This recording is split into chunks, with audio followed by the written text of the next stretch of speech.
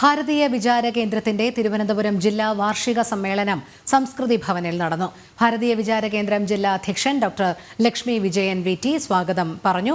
ചടങ്ങിൽ Vikram Sarabhai space centre associate director doctor Ashraf AK ചടങ്ങ് ഉദ്ഘാടനം ചെയ്തു.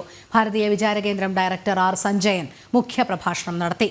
നാം നമ്മുടേതായ ആദർശങ്ങളെ ആവിഷ്കരിച്ചാണ് മുന്നോട്ടു പോയത്. രാഷ്ട്ര പുനർനിർമ്മാണം എന്ന് പറയുന്നത് വെറും കക്ഷി രാഷ്ട്രീയവുമായി ബന്ധപ്പെട്ട പ്രശ്നമല്ല, അത് സമൂലമായ പരിവർത്തനം കൊണ്ടുവരിക എന്നതാണെന്നും R സഞ്ജയൻ പറഞ്ഞു. നാം ഇത്രയും കാലം സഞ്ചരിച്ചത് നമ്മുടെ അനുഭവങ്ങളിൽ നിന്നും പാഠം ഉൾക്കൊണ്ട് നാം നമ്മുടേതായ ആദർശങ്ങളെ ആവിഷ്കരിച്ച് മുന്നോട്ട് കൊണ്ടുപോയതുകൊണ്ടാണ്. അപ്പം അതുകൊണ്ടാണ് രാഷ്ട്ര പുനർനിർമ്മാണം എന്ന് പറയുന്നത് അത് വെറും കക്ഷി രാഷ്ട്രീയവുമായി ബന്ധപ്പെട്ട ഒരു പ്രശ്നമല്ല. രാഷ്ട്ര നിർമ്മാണം എന്ന് പറയുന്നത് അത് ജനങ്ങളുടെ മനസ്ഥിതിയിൽ സമൂലമായ പരിവർത്തനം കൊണ്ടുവരിക എന്നുള്ളൊരു പ്രക്രിയയാണ്.